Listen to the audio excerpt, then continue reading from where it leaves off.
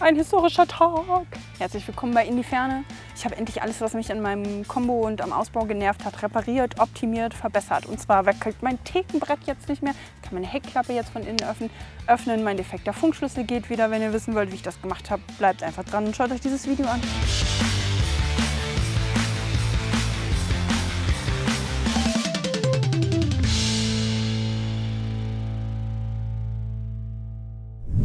Ein Lötnoob ohne Penis lötet ein Mikrotaster auf die Platine eines Funkschlüssels. Und das Ganze für 11 € statt 300 € wie von der Fachwerkstatt angekündigt. Kann das sein? Ich grüße heute alle Leute, die bei ihrem Ausbau auch noch mit einem Wackelbrett irgendwo rumfahren, die ihre Heckklappe auch nicht von innen öffnen können und die die ganze Zeit schon mit einem defekten Funkautoschlüssel leben. Ich weiß, wie sich das Leben damit anfühlt.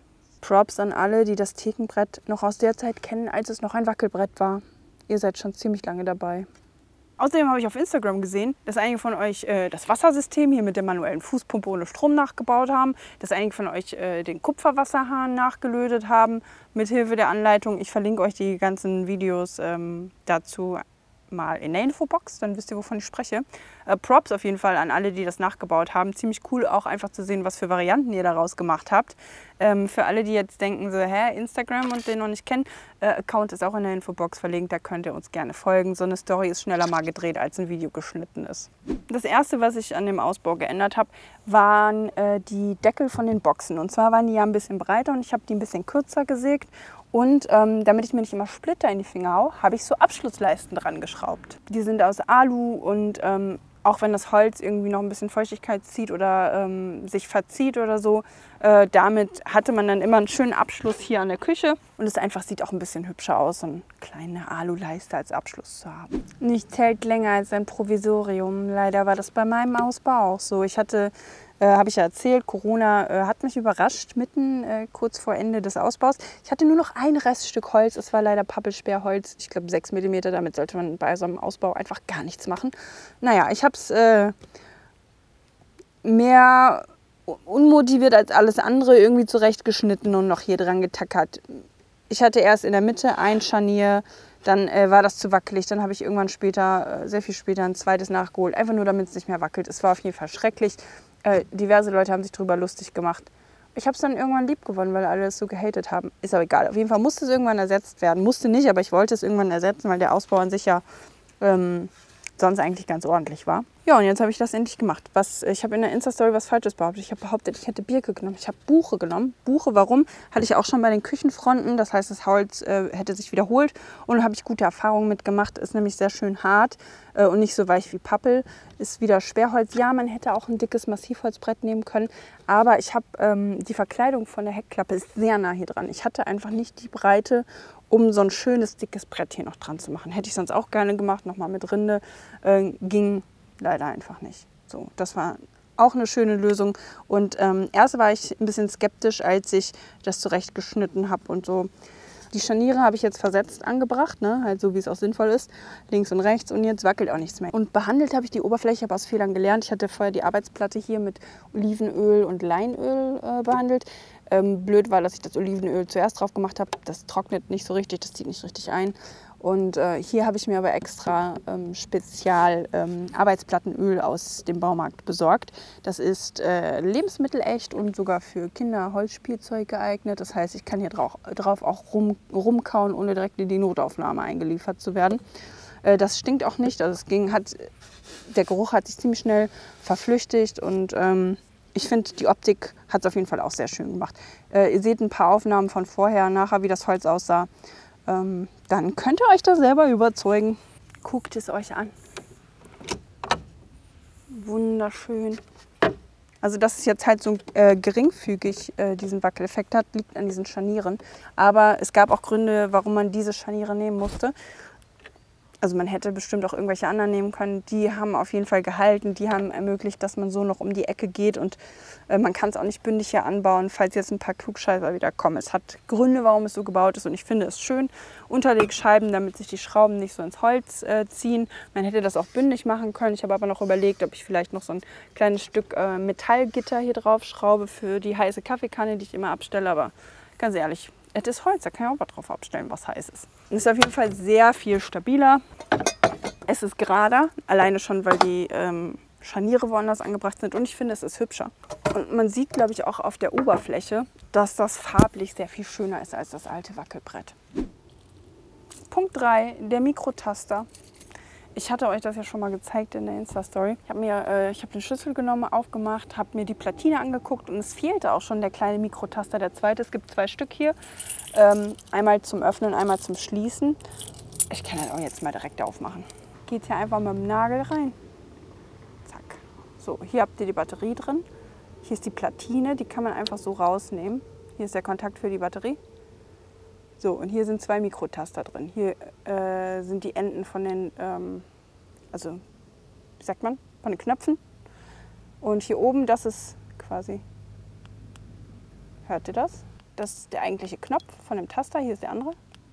So, und der hier ist jetzt zum Schließen, das ging immer noch. Was nicht ging, ist das Öffnen. Und zwar war das der hier. Es war einfach gar kein Mikrotaster mehr drin. Dann hat mir ein Zuschauer den Tipp gegeben, die Dinger kannst du für ein paar Euro im Internet bestellen. Gebt da einfach das Modell von eurem Auto ein und dann findet ihr, also am besten angucken, wie die aussehen für das Modell, das ihr braucht.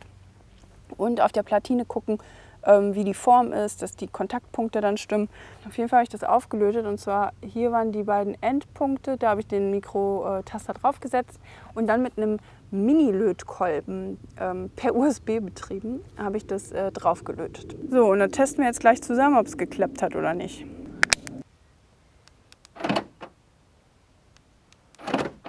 Das ist übrigens der Lötkolben, der hat 6 Euro gekostet inklusive Versand. Gibt so ein Ablageplättchen, Kabel, hier ist der An- und Ausknopf, das ist die Schutzkappe, so ein ganz kleiner.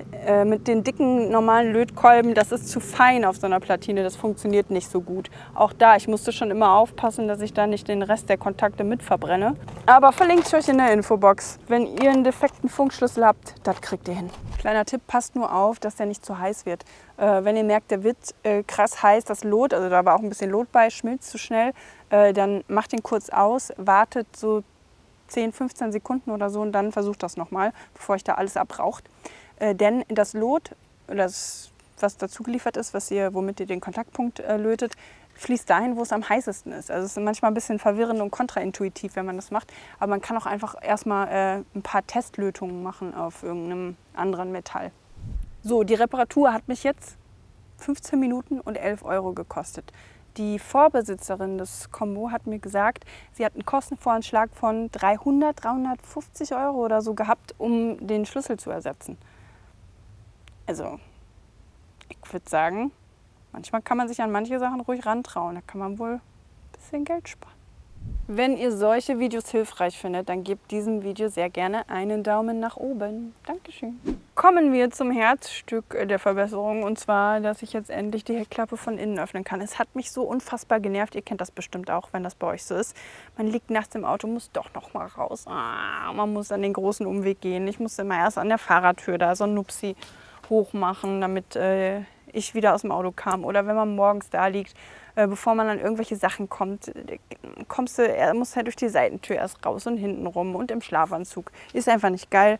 Deswegen sehr große Alltagserleichterung. Ihr braucht auf jeden Fall, also braucht ihr nicht, ihr könnt es auch alleine machen, aber es ist sehr viel einfacher. Wenn ihr eine zweite Person habt, die für euch Sachen hält und Sachen guckt. Ich hatte jetzt Glück, dass ich 2 Helfer hatte sogar. Und einer dieser Helfer hatte dieses Spezialwerkzeug, um die Verkleidung von Kfz abzukriegen. Das ist war so Kunststoffwerkzeug, das sieht aus wie so ein Mini-Kuhfuß, um irgendwo einzubrechen.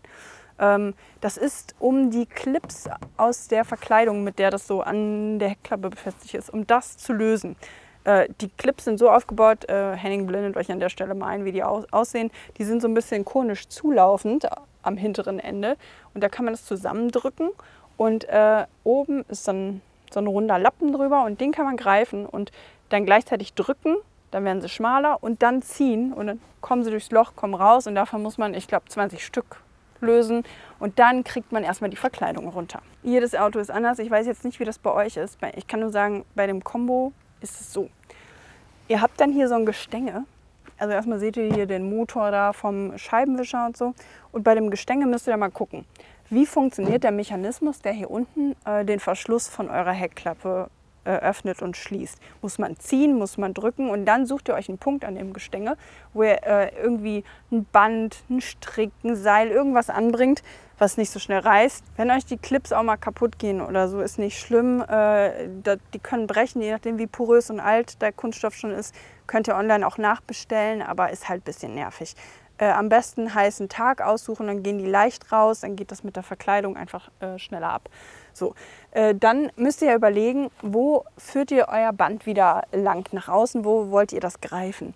Wir haben jetzt einfach ein Band von einem Rollladen genommen, von hier Fensterrollläden. Und zwar haben wir das außen an der Karosserie, an der Verkleidung lang geführt, zwischen Karosserie und Verkleidung. Und also es kommt quasi hier raus, ist doppelt gelegt, ist einmal um ein Metallgestänge drum und dann haben wir es befestigt mit ein bisschen Draht, dass es auch da bleibt und nicht verrutscht.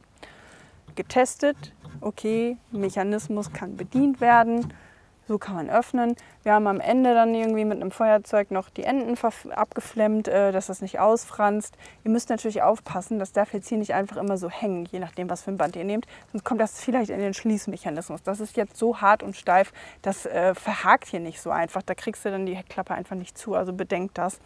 Ich stecke das immer hier durch dieses, da ist so ein Loch in der Verkleidung, einfach hoch und dann kann man das halt so greifen. Dann ist es aus dem Weg, verhakt nicht. Ja, und das macht das Leben so viel einfacher. Ganz am Anfang wollte ich unbedingt, dass der Öffner einen Griff hat und ich wollte diesen Dino, den Schlüsselanhänger, als Griff haben. Glitzer-Dino, aber da habe ich gedacht, nicht so verkopft denken, Chantal. Such dir eine einfache, widerstandsfähige, simple Lösung. Ja, bin ich jetzt nicht selbst drauf gekommen, sondern einer meiner Helfer. Vielen Dank übrigens für eure Hilfe. Sucht euch Helfer. Helfer sind super. Ich bin so froh, dass ich diese kleinen Nervigkeiten endlich beseitigt habe. Wie ist denn das bei euch? Habt ihr immer noch so ein paar Baustellen bei euch an eurem Auto oder an eurem Camper? Fahrt ihr immer noch mit irgendwas rum, was wackelt oder defekt ist? Schreibt mir das mal in die Kommentare. So, und dann möchte ich mich nochmal bedanken, denn einige von euch haben uns wieder Sticker geschickt. Also hier einige. Die klären wir jetzt mal noch zusammen auf. Und ja, ich weiß, einige von euch warten auch noch auf Sticker von uns. Wir werden demnächst mal wieder welche nachbestellen. Ich habe nur noch einen ganz kleinen Mini-Restbestand gehabt. So, danke auf jeden Fall. Wie ist denn das bei euch? Welches Provisorium hat bei euch am längsten überlegt? Schreibt mir das mal in die Kommentare. Wir haben auf jeden Fall eine sehr coole Community, die uns das Gefühl gibt, dass sie unsere Arbeit wertschätzt. Und jeder unterstützt uns auf seine Weise. Die einen geben irgendwie einen Daumen hoch oder teilen unser Video. Die anderen geben uns halt einen Kaffee aus oder so. Jeder macht das, was er kann und wir sehen das, wir sehen euch und möchten einfach Danke sagen.